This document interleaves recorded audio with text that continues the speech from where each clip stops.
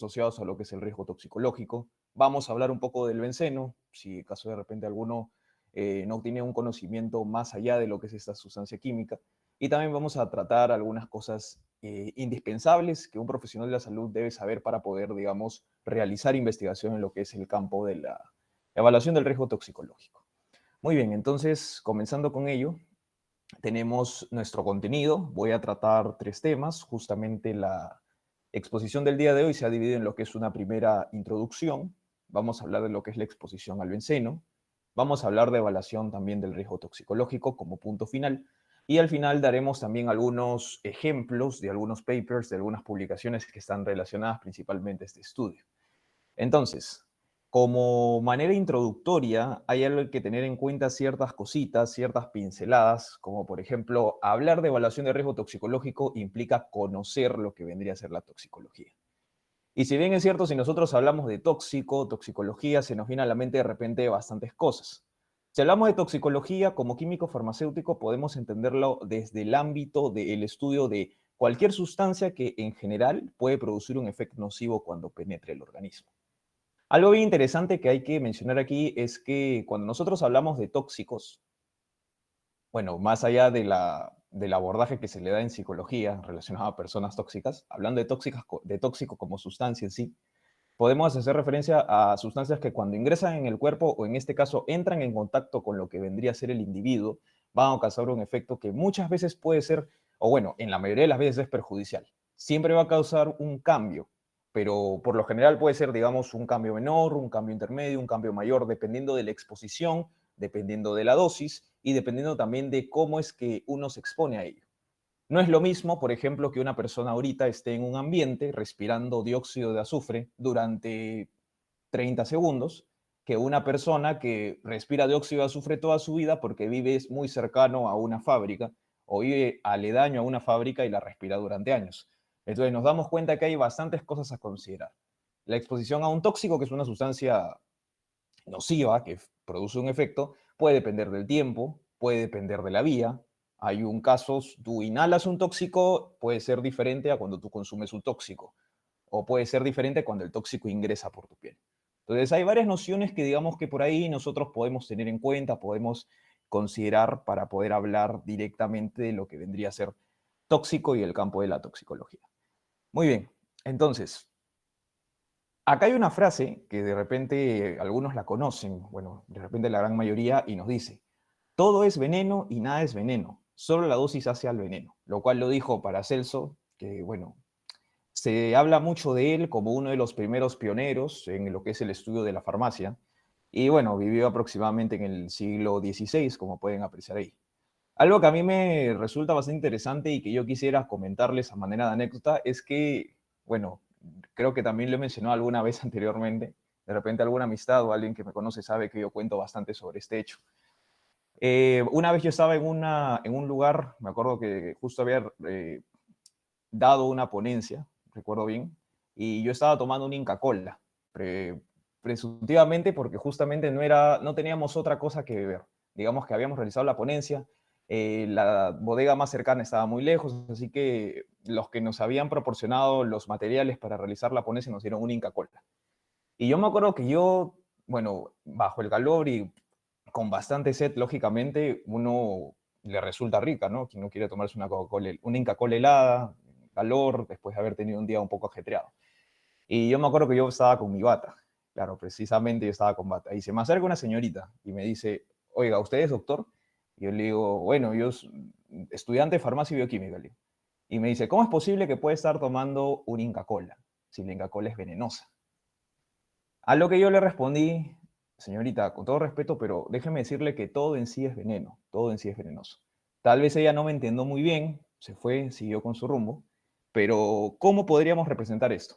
Si yo ahorita les digo que el oxígeno es veneno, de repente muchos no me entenderían o algunos dirían, estás loco, Gianfranco, si se supone que el oxígeno tú lo respiras diariamente para poder vivir, ¿no?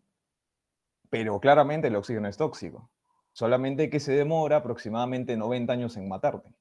Y bueno, ustedes me dirán, ¿por qué? Estás hablando piedras, me van a decir, ¿no?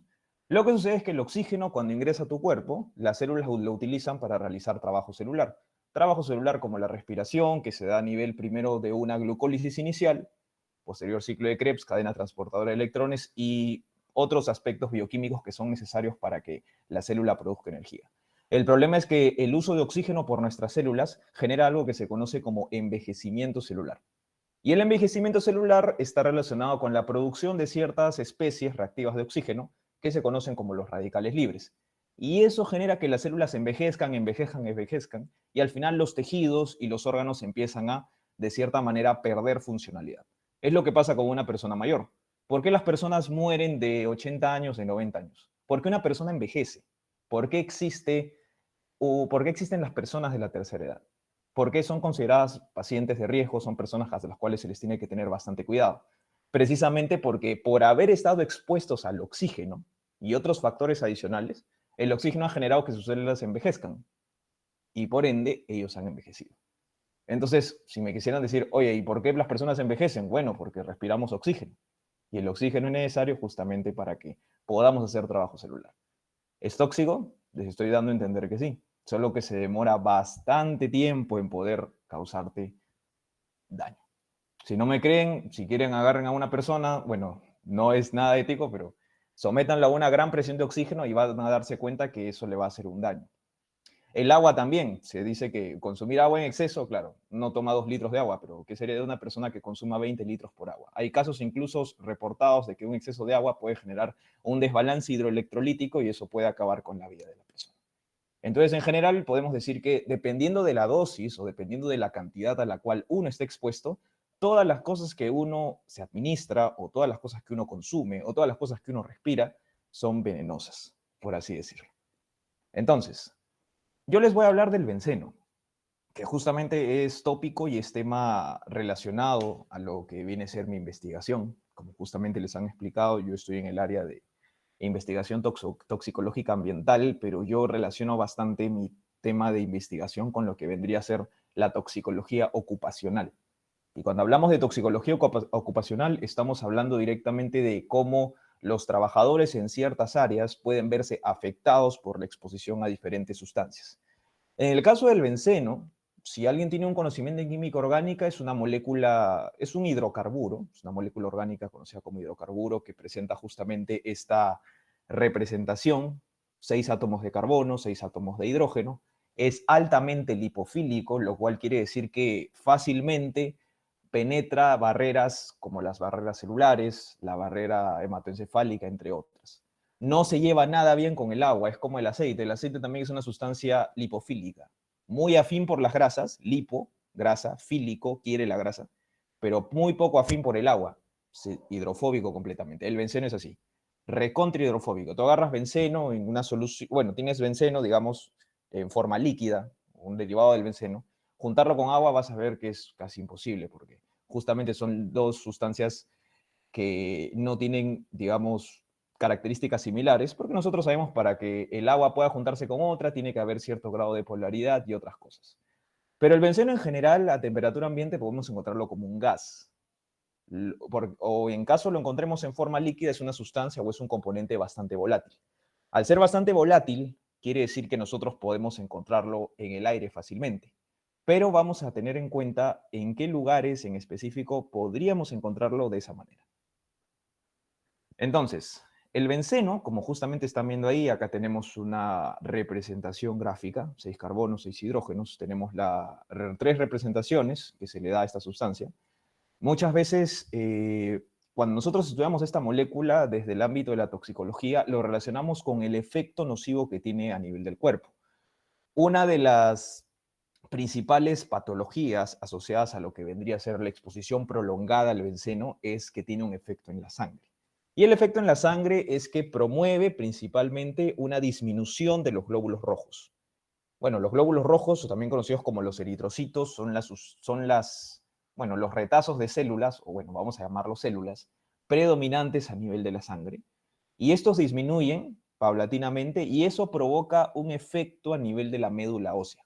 Gianfranco, ¿qué cosa es la médula ósea? Bueno, la médula ósea viene a ser un órgano que está interno al hueso en el cual se producen los elementos formes de la sangre. O sea, ahí se produce, por ejemplo, los glóbulos rojos o se producen las células que promueven la producción de glóbulos rojos. Entonces, Gianfranco, mira, el benceno, ¿cómo logra eso? Más adelante lo vamos a explicar, pero les doy una idea de que al disminuir la cantidad de glóbulos rojos en la sangre, el cuerpo automáticamente, ¿qué cosa hace? Como el cuerpo es sabio, y esas palabras las han escuchado varias veces, automáticamente hace un efecto compensador. El efecto compensador quiere decir, ah, ya, bajaron los glóbulos rojos, no hay problema, entonces yo voy a producir más glóbulos rojos para de alguna manera poder compensar esa pérdida que estamos teniendo. Pero ¿cuál es el problema? Que cuando existe ese desbalance, ¿no? El cuerpo a veces, por la exposición exhaustiva al benceno, va a hacer que estos glóbulos rojos que han disminuido comienzan a producirse, pero de una manera muy exagerada. Y de repente eso les suena, ¿no? Dicen, ah, mira, multiplicación de células de manera exagerada. ¿Qué les viene a la mente? De repente han escuchado, ¿no? Esa palabra, multiplicación, división celular extrema, constante, que es sin control. Lo que se le viene a la mente a un profesional de salud, ah, ya, esa es la definición de cáncer. Ajá. ¿Pero que han hecho alguna pregunta o están...? Claro, una neoplasia, como nos menciona ahí Jesús, ¿no? Entonces, como ustedes se pueden dar cuenta, muchas veces esto sucede. Entonces, si estamos hablando de un efecto a nivel de la sangre, lo que va a producir claramente es un cáncer a la sangre. Y el cáncer a la sangre, en general, nosotros lo conocemos como una leucemia. Claro, es el término que se le da. Entonces, ahí, por ejemplo, te doy algunos datos, algunas fotos de dónde podríamos encontrar el benceno. Clásico ejemplo es el cigarrillo. Podemos encontrarlo también como un componente de la gasolina. Entonces, personas que fuman, por ejemplo, ya están de cierta manera expuestas al benceno.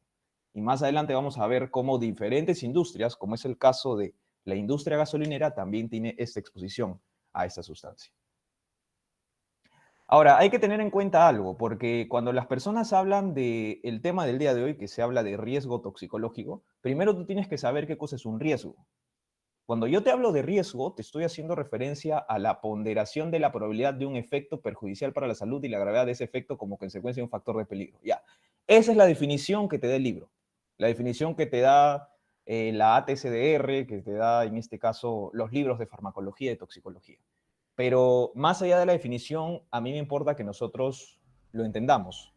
Riesgo, por ejemplo, ahorita yo estoy sentado en mi casa, ¿no? Estoy dando una conferencia o en una charla, ustedes también están escuchando. Si nosotros quisiéramos hablar de riesgo, yo te haría una pregunta. ¿Cuál sería la probabilidad de que estando sentado ahorita en tu casa haya un temblor o un terremoto y el techo te caiga encima?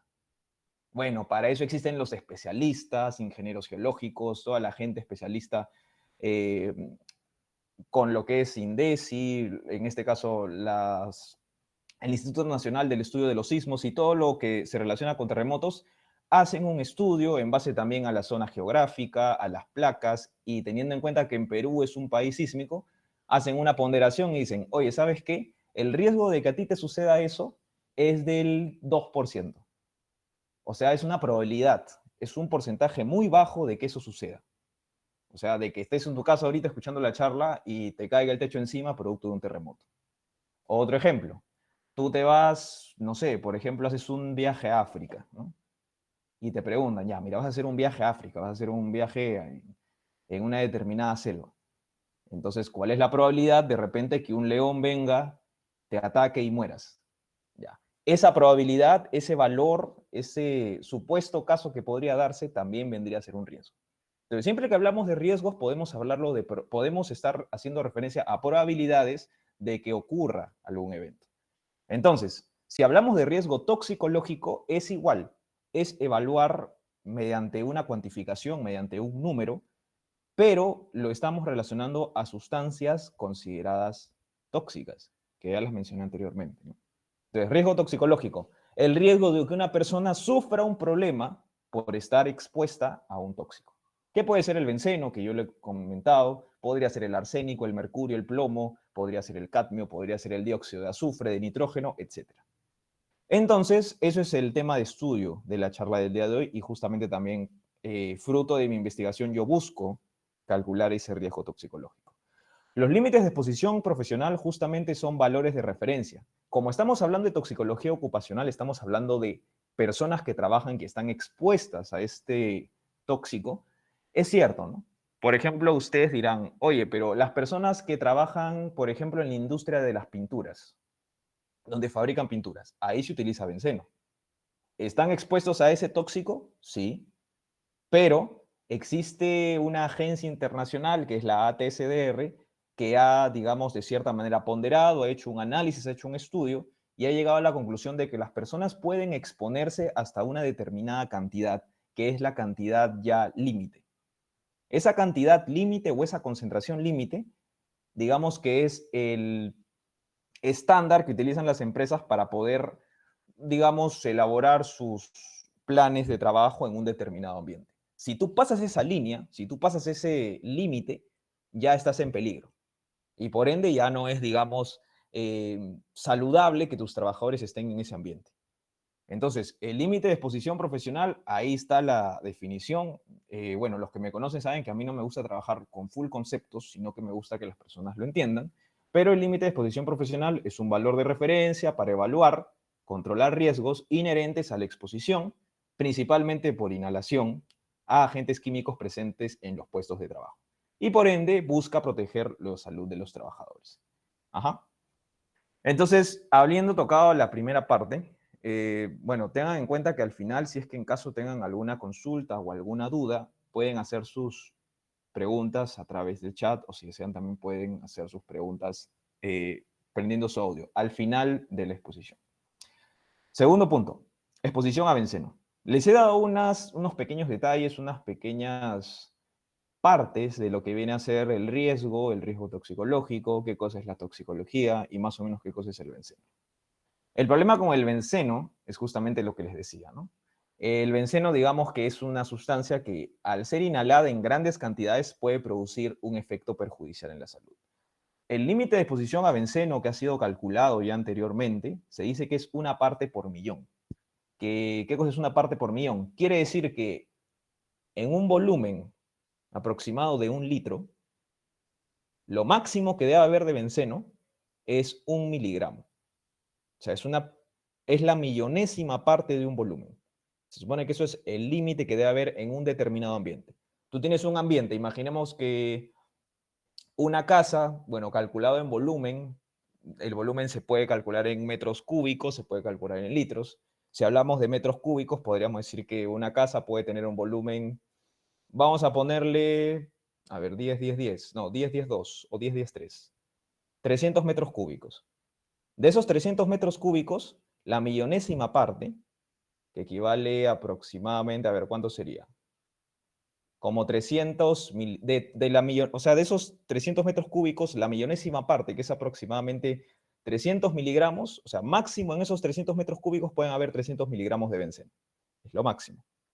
Pero, ¿qué pasa si nosotros aumentamos eso? Por ejemplo, acá la ATSDR, que es esa agencia que se encarga justamente de ver cuántos son los niveles de benceno permitidos, nos dice que de 700 a 3000 ppm, que es la unidad para poder calcular la concentración, te produce letargo, te produce mareo, el corazón te empieza a latir más rápido, te duele la cabeza, tienes temblores, confusión y pérdida del conocimiento. Entonces ya nos vamos dando cuenta, ¿no? Mira cómo aumentando los niveles de benceno en un determinado ambiente pueden producirse ciertas cosas que son perjudiciales para la salud. E incluso si pasamos más todavía, ¿no? Imagínate que en vez de 3000 sea 20.000 partes por millón. Es considerable e incluso una persona puede presumir que el benceno puede causar daños irreversibles que incluso podrían llevarte a la muerte. Entonces, aquí está más o menos el esquema para los que sabemos lo que es la parte de la farmacología. Este benceno, justamente tú lo inhalas. Si estás en un ambiente con benceno, esto se va a inhalar y este va a ingresar a diferentes partes. Como nosotros bien sabemos, el laboratorio de nuestro cuerpo, el que está relacionado a poder metabolizar todo lo que entra, es el hígado, ¿no? Entonces, el hígado, bueno, sus enzimas, sus células están especializadas en poder metabolizar cada sustancia que ingresa al cuerpo. En el caso del benceno, también no es la excepción. Ingresa, una parte del benceno se va por el aire que tú exhalas. O sea, aspiraste benceno, inhalaste benceno, bueno, una parte se va a ir por el aire que tú exhalas. Otra parte se va a ir por la orina, una muy pequeña parte. Y el hígado va a metabolizarlo. Van a producirse una cantidad de moléculas. El benceno se va a transformar en todas estas moléculas que estamos viendo aquí, pero yo solamente he resaltado dos: el fenol, y acuérdense de este señor, ¿ah? El fenol y el ácido transmucónico. ¿Por qué los resalto a ellos? Ustedes me dirán, ¿no? La respuesta es porque ellos dos son los causantes del problema que les mencioné, que era la leucemia, ¿no? Que era esa toxicidad que causa que hace los glóbulos rojos se disminuyan y al final produzcan ese problema muy perjudicial en general: el fenol y el ácido transmucónico. Y acá lo digo, ¿no? Justamente estos dos, este de arriba es el fenol, este es el ácido transmucónico. Se ha analizado, se han hecho estudios en los cuales a los trabajadores se les ha cuantificado. Trabajadores que están, por ejemplo, como les dije, ¿no? En la industria de pinturas, que han trabajado en gasolineras, que han trabajado de repente también en industria de plásticos, donde se utiliza bastante benceno, y han encontrado que hay bastantes niveles de estos dos señores. Bastantes niveles de fenol, bastantes niveles de ácido transmucónico. Cuando se muestre el aire, porque para poder nosotros saber cuánto benceno hay en un ambiente, debemos hacer un muestreo del aire. Y ustedes miran, ¿cómo se hace eso? Bueno, hay máquinas, que son las famosas, bueno, depende del fundamento de la máquina, equipos, mejor dicho, ¿no? Que utilizan bombas de flujo para aspirar el aire, y ese aire puede ser analizado por cromatografía de gases, acoplado a espectrometría de gases y otras cosas más. Entonces, no solamente se muestrea benceno, o sea, no solamente se calcula cuánta cantidad de benceno hay. Acá yo les pongo cuantificación de BTEX. Son 4 metabolitos: el benceno, el tolueno, el etilbenceno y el sileno. Pero yo solamente estoy abordando en esta charla, bueno, en esta exposición, solamente al benceno.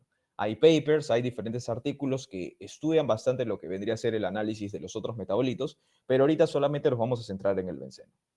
Desde benceno vamos a saber cómo se calcula ciertos parámetros, como es el caso del índice de peligrosidad, el margen de exposición y el riesgo incremental de cáncer. Entonces, acá yo veo 3 imágenes que tienen en común algo que yo ya les he mencionado hace un ratito. Imagen superior izquierda tenemos a la industria de plásticos, imagen superior derecha tenemos a las gasolineras, y en la parte inferior tenemos a lo que vendría a ser la industria de pinturas. Las 3 usan o utilizan, digamos, como un componente propio de ellas, o sea, lo utilizan para realizar manufactura o para realizar todos los procesos que están relacionados a la producción de los materiales que se usan en estas industrias, se utiliza el benceno. Entonces, con eso vamos a ahora explicar cómo es que se hace la evaluación de riesgo toxicológico. Pero antes de hablar de eso, ¿no? Ya les he explicado qué cosa es un riesgo, ya les he explicado que eso es un riesgo toxicológico, y ahora vamos a hablar de la evaluación. En la actualidad, este campo, que es la parte de la evaluación del riesgo toxicológico, hay bastantes investigaciones. Yo he encontrado justamente diferentes artículos, diferentes papers donde estudian o hacen evaluación de riesgo toxicológico, que bueno, que en inglés es Toxicological Risk Assessment. Lo hacen, por ejemplo, en diferentes países de Asia. Ustedes me dirán, ¿por qué Asia, no? Bueno, básicamente porque Asia, si bien es cierto, es considerado uno de los lugares donde existen condiciones laborales bastante deplorables, ¿no? Si ustedes analizan cómo son las fábricas, por ejemplo, en China, en algunos países como Taiwán, Malasia, de repente en Laos, van a ver que el trato que se le da al trabajador es bastante, no sé cómo llamarlo, para no sonar tan ofensivo, porque no le dan los equipos de protección necesaria, están expuestos directamente con materiales que pueden ser tóxicos, y eso a largo plazo genera un montón de anomalías, un montón de enfermedades y un montón de patologías relacionadas a la exposición a los tóxicos. Entonces, es por eso que en esos países ha tomado bastante relevancia realizar este tipo de análisis, este tipo de estudio. Entonces, cuando yo hablo de una evaluación de riesgo toxicológico, ¿qué cosa hago? Ya. Yo lo que voy a hacer no necesariamente es estudiar al tóxico, porque yo te digo, ¿sabes qué, Gianfranco? Evaluación de riesgo toxicológico, estúdiame al benceno. No, porque el benceno nosotros ya sabemos que es una sustancia cancerígena, está comprobado, se sabe que causa leucemia mielotóxica, leucemia mielocítica aguda, está comprobado. No es que voy a agarrar el arsénico y lo voy a estudiar, no, sabemos que el arsénico también tiene una toxicodinamia que produce diversos efectos. No voy a estudiar al plomo, no voy a estudiar al mercurio. Nosotros ya sabemos que estas sustancias son tóxicas. Eso no se hace. Evaluación de riesgo toxicológico es saber qué tanto está expuesta una persona a una determinada sustancia y cómo esto podría causarle un problema en el futuro. Dicho de otra forma, a ver, Jan, tengo una persona que se llama, no sé, tengo a Pepito, que es un señor que tiene 72 años.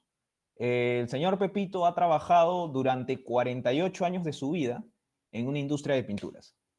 Ah, mira, qué interesante, ¿ah? Y últimamente tiene ciertos problemas, tiene letargo, tiene fatiga, dolores de cabeza y un montón de cosas.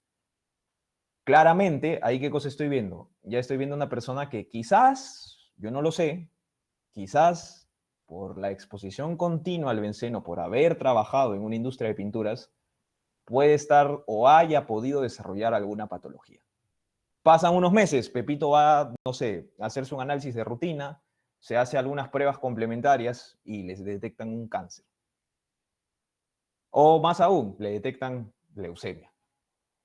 Entonces ustedes me dirán, bueno, algunos dirán, mira, eso pasó porque él trabajó, estuvo expuesto en la industria de pinturas y todo eso. Claro, pero el problema ya sucedió. ¿Se dan cuenta? O sea, ya pasó la cuestión, ya, yo ya tengo un paciente más con leucemia. Entonces, si yo hago una evaluación de riesgo toxicológico, o si las industrias y las diferentes empresas empiezan a hacer evaluación de riesgo toxicológico, ¿qué cosa estoy haciendo? Estoy tomando un papel, y esa es una palabra que acá en Perú es muy poco escuchada. Estoy tomando un papel preventivo, prevención, ¿no? Papel preventivo. ¿Sabes qué? Tengo tantos trabajadores en una determinada industria. Yo sé que ellos pueden estar expuestos a mercurio, benceno, plomo, cadmio y a todos los tóxicos habidos y por haber. Puedo hablar de una minera incluso, una industria, en industria minera sobre todo se hace, ya se ha hecho evaluación de riesgo toxicológico. Pero yo haciendo el análisis, viendo cuántos trabajadores tengo, qué edad tienen, cuántos días a la semana trabajan, cuántos años van a trabajar, yo puedo hacer un análisis, puedo sacar una probabilidad de qué tan expuestos van a estar a desarrollar ciertas patologías. Entonces, tomo un papel preventivo para, de alguna manera, ver que en el futuro no sucedan esos casos, que no se dé ello. Eso es la evaluación de riesgo toxicológico. Bueno, llevado al nivel ocupacional, porque también se puede llevar a otras áreas. Yo lo estoy abordando a nivel de trabajo, ocupacional. Persona que trabaja en gasolina, persona que trabaja en la industria de pinturas o que trabaja en la mina. Pero se puede llevar a la parte alimentaria, por supuesto. Evaluación de riesgo toxicológico alimentario. No sé, por ejemplo, tú vas al mercado, digamos, ¿no? Y tal persona te da, digamos, papas, ¿no? Te venden papas. ¿Qué es lo que sucede? Tú le preguntas una consulta a la casera, de dónde vienen estas papas? O sea, ¿dónde es que le compran? Bueno, le compro a tal y tal y tal y me lo traen de tal sitio. Imagínate que tal sitio donde cosechan esas papas está, bueno, está, digamos, enriquecida esa tierra por o bueno, es un valle, por lo tanto está enriquecido por un río, y ese río es uno de los ríos en los cuales desemboca gran cantidad de desechos mineros. Ustedes me dirán, ¿y qué tiene que ver eso? Ya. Desechos mineros en un río, cuesta abajo. No se ponen a pensar que quizás esos desechos mineros, como de repente algún metal pesado, podría estar llegando a la zona de cultivo y por lo tanto cuando cosechan estas papas, podrían tener algún nivel de metal pesado. Sí. Entonces, ¿qué hago? Calculo la concentración de esos contaminantes en las papas y saco también una evaluación de riesgo toxicológico para saber qué tan expuestos están a desarrollar un problema las personas que comen esas papas. ¿Qué campo es, Gianfranco? Toxicología, o bueno, evaluación de riesgo toxicológico a nivel alimentario. Y así, si se dan cuenta, ahí hay ideas de investigación y de alguna manera podemos ver que no solamente se enfoca a un solo campo, sino que podemos aplicarlo en diferentes lugares. Entonces, ya les he dicho esto, ¿no? Hay algo que sí hay que considerar siempre, ¿no? Cuando yo te hablo de un riesgo, de un peligro, no son cosas iguales, hay que tenerlo en cuenta, porque yo ya les expliqué que el riesgo es una probabilidad, es una evaluación que se hace o cuantitativamente o cualitativamente de ocurrir un daño. Un peligro es una propiedad tóxica que ya existe de por sí en una sustancia o producto químico. Lo que expliqué una vez también. Yo tengo el benceno. Oye, el benceno causa cáncer, es volátil, te causa esto, el otro, te puede dar dolor de cabeza, anemia, letargo, un montón de cosas. Ya. Esas propiedades hacen referencia al peligro, ¿no? Yo sé que es tóxico, te estoy hablando del peligro, pero que a mí me suceda eso, o sea, ¿qué tan probable es que a mí me suceda esas cosas que te estoy diciendo? Te estoy hablando de riesgo. Creo que eso queda claro. Entonces, ya haciendo un resumen, cuando yo te hablo de evaluación de riesgo toxicológico, ¿cuáles son los objetivos? Quiero identificar peligros, ¿ya? Quiero caracterizar la exposición, o sea, quiero saber si la exposición es alta, si es media, si es baja, quiero saber eso. ¿Qué relación hay entre la dosis y el efecto adverso? Si tal persona está expuesta a mayor cantidad de contaminante, ¿le hará más daño? Se supone que sí. La pregunta es, ¿qué tanto? ¿Qué tanta cantidad adicional tiene que estar expuesta esa persona para que a mí me cause un daño? Establecer los límites de exposición. Claro, la agencia que les expliqué hace un rato, que era la ATSDR, ellos ya han hecho estos, de cierta manera han hecho estos estudios y han establecido límites. Para tal sustancia, tal límite. Para el mercurio, tal es el límite. Para el plomo, el límite es tal. Ya está establecido todo eso. Y por último, y no menos importante, la gestión del riesgo, que también es algo que en la actualidad toma bastante importancia. A nivel toxicológico, pero la gestión de riesgo es algo que se lleva a cabo en todas las industrias. Y no solamente lo llevan químicos farmacéuticos o toxicólogos, lo hacen ingenieros industriales, ingenieros ambientales y una gran cantidad de profesionales. ¿Cuál es el paso 1? Acá está la agencia, ¿no? Que es la Agencia para Sustancias Tóxicas y Registro de Enfermedades, la ATCDR. Hacer una evaluación toxicológica consiste en estimar la dosis de exposición. Gianfranco, ¿qué es eso? ¿Qué es dosis de exposición? Su nombre lo dice, ¿no? Dosis, cantidad de una sustancia de exposición a la que estás expuesta. Se puede hacer de diversas maneras, ¿no? ¿Qué cosa es una dosis de exposición? La cantidad de sustancia a la cual uno se expone. Por ejemplo, yo ahorita estoy en un ambiente y estoy respirando dióxido de nitrógeno. Ya. Calculamos la concentración de dióxido de nitrógeno y esa concentración de dióxido de nitrógeno que está en el aire que yo respiro, esa es la dosis de exposición.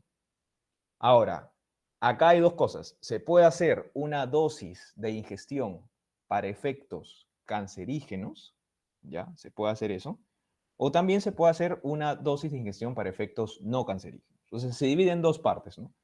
Claramente hay efectos no cancerígenos, como era el caso del benceno, dolor de cabeza, que te dé anemia, que te dé letargo, eso no te va a producir cáncer. Te produce un problema, pero sí, claramente no es algo tan complicado como el cáncer. Y efectos cancerígenos, ¿sabes qué? Mira, te va a dar leucemia. Bueno, ya en ese caso estaríamos fregados, disculpando la expresión, ¿no?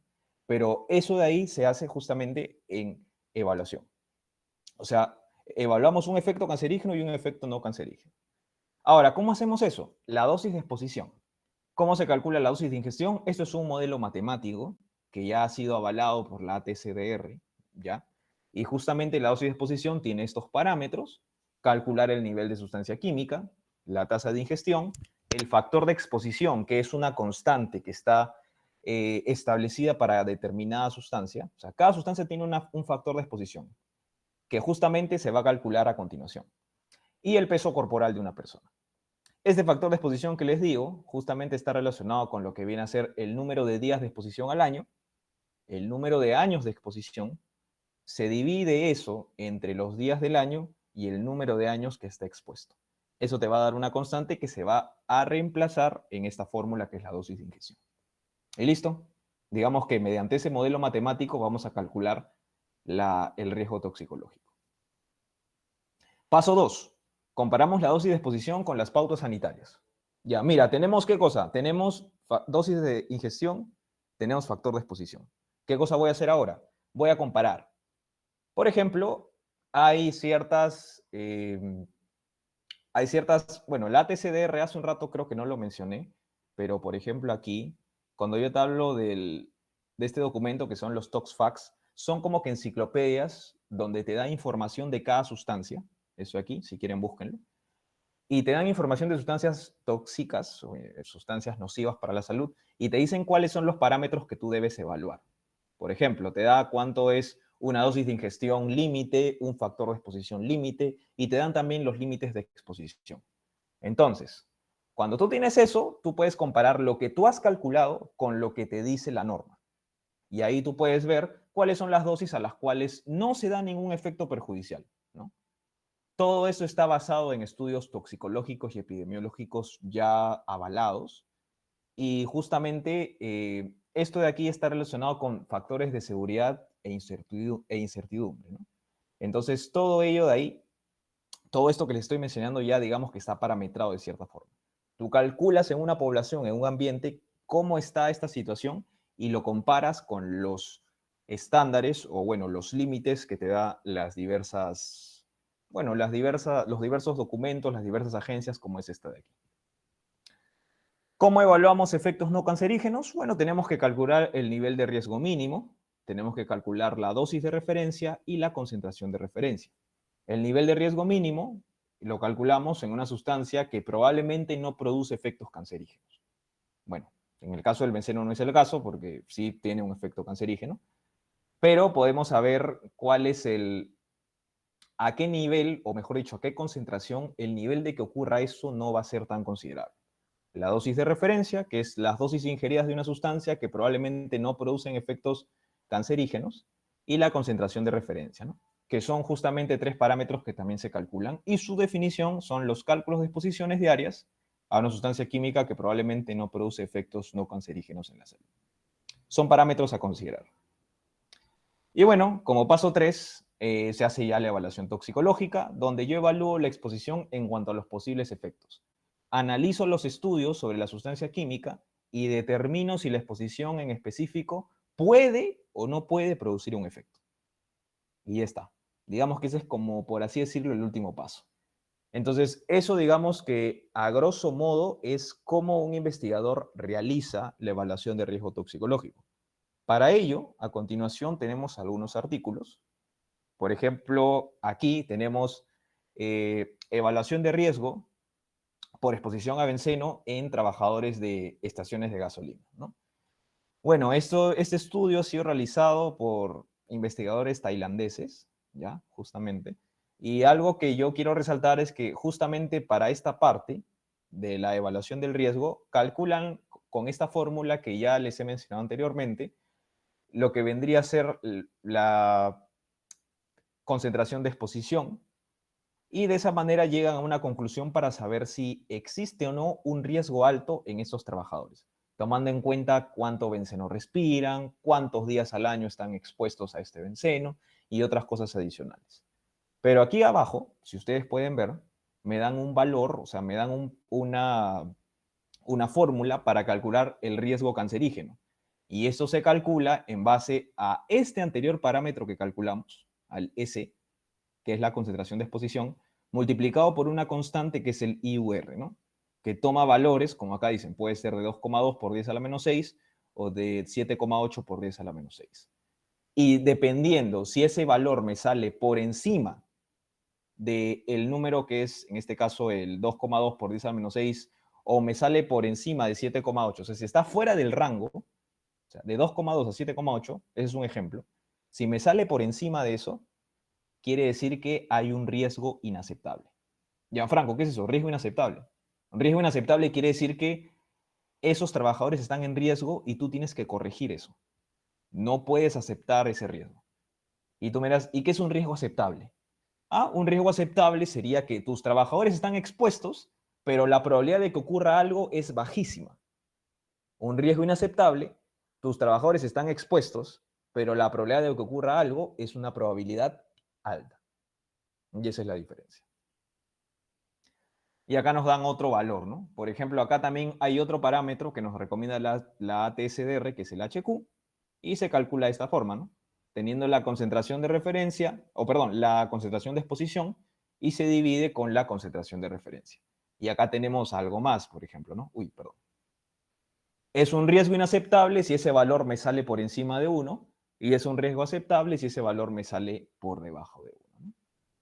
Y bueno, acá te dan el resultado del estudio, ¿no? Que justamente nos dio un valor de 1,35 a 1,52, el cual es bajo, porque está por debajo de 2,2. 1,35 es menos que 2,2, entonces, por ende, el riesgo vendría a ser un riesgo aceptable.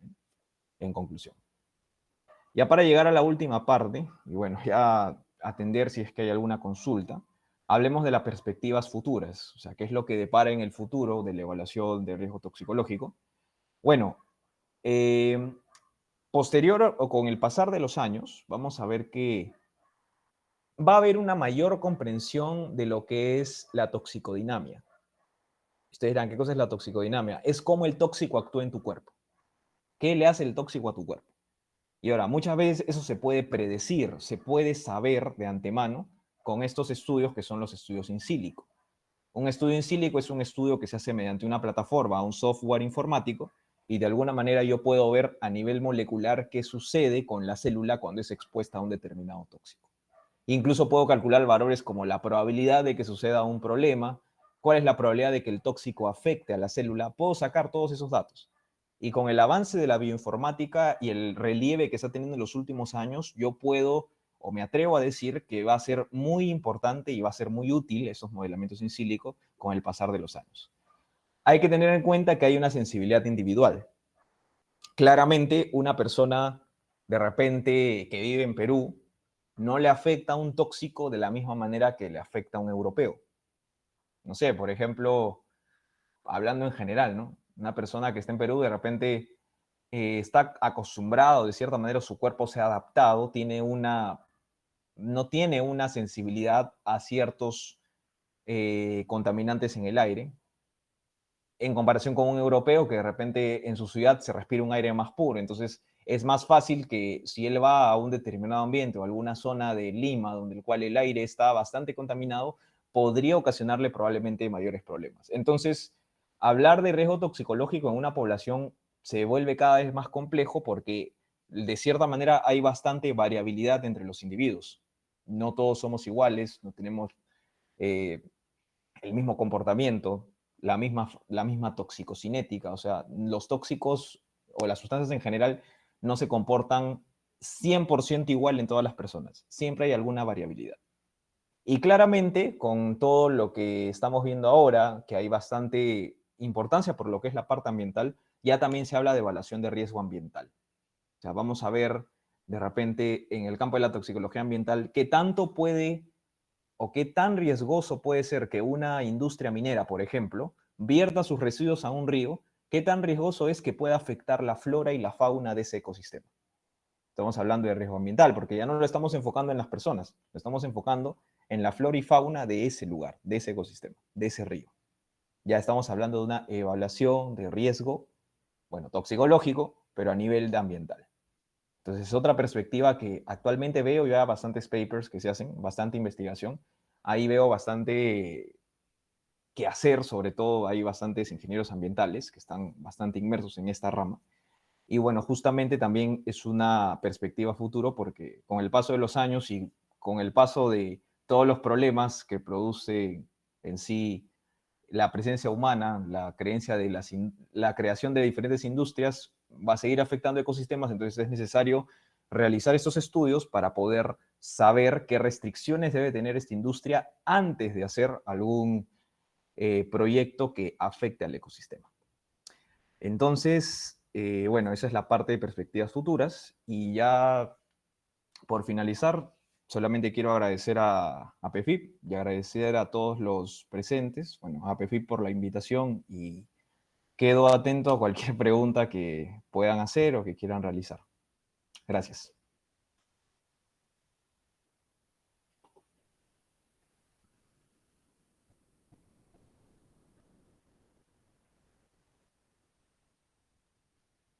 No sé si tienen alguna consulta.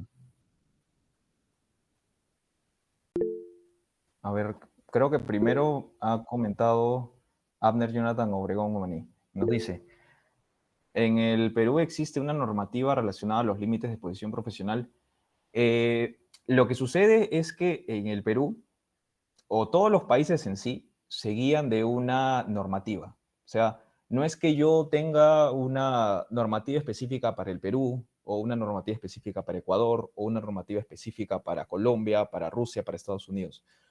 Todos los países adscritos a lo que vendría a ser la ONU, o sea, la Organización de las Naciones Unidas, por ende también están adscritos a la ATSDR, que es esta agencia que evalúa todas estas sustancias toxicológicas. Entonces, no existe una normativa como sí, pero cuando tú buscas los documentos, Abner, si tú buscas los documentos, por ejemplo, que te da el Ministerio del Ambiente o de repente te lo da, por ejemplo, el Ministerio de Trabajo, que, bueno, busca mediante resolución ministerial qué pautas, qué indicaciones debe tener cada industria, cada empresa para proteger a sus trabajadores, siempre pone de referencia a estos documentos de la ATCDR. Pone, siguiendo tal referencia de tal agencia, que es la ATCDR, o bueno, la Organización Internacional del Trabajo u otras entidades también ambientales, colocan, este es el límite tal.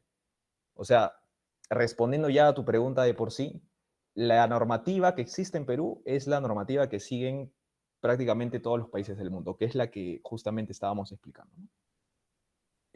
Así es como funciona. Creo que hay otra pregunta.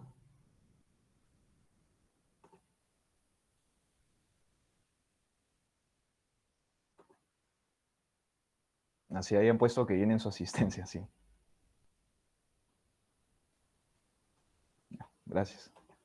No sé si tienen alguna consulta adicional. Buenas noches, Gianfranco. Me parece Buenas que alguien noches. estaba levantando la mano. Lito Ferrer, ¿quieres hacer alguna pregunta?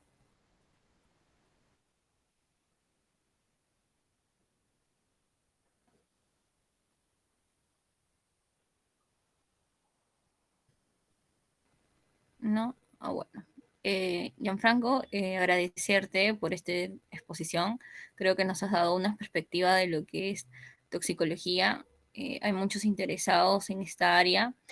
De parte de la Dirección de Desarrollo Profesional y Eventos de APFIB. Queremos agradecerte, a la vez volverte a invitar en próximos eventos, contar con tu presencia para que puedas explicar otros temas. En verdad, creo que ha sido muy interesante. Los chicos, por lo menos por los comentarios que he podido recibir internamente, les ha gustado. Creo que ha sido muy corto el tiempo también, me parece. Eh, Como te digo y vuelvo a repetir, te invitamos una vez más. Nos ponemos de acuerdo vía APFIP Night San Marcos para los próximos eventos. eh, para que nos cuentes un poco más de todo lo que es toxicología, al igual ya con una semana un poco más para todo lo que es toxicología, ¿no? Con el doctor Yahuilla de San Marcos y para ver si invitamos a otros docentes. Eh, ya nos ponemos de acuerdo con María Paula y con Andrea para ver algunos temas más. Y chicos, ahí está, a todos los asistentes, por favor, sus despedidas para Gianfranco, agradeciéndole. Y si por ahí tienen algunos temas futuros también encargados de toxicología, por favor manifiéstenlo para darle como un plus para que Gianfranco nos pueda aceptar los próximos eventos a futuro. Una vez más, muchas gracias, Gianfranco. Ha sido una excelente ponencia. Siempre has expuesto bien, así que por ahí tu invitación ha sido acertada. Muchas gracias. Muchas gracias a todos y a ti por la invitación. Ya entonces estamos en contacto, cualquier cosa, y bueno, gracias a todos los presentes. Esperemos a una nueva oportunidad. Buenas noches con todos.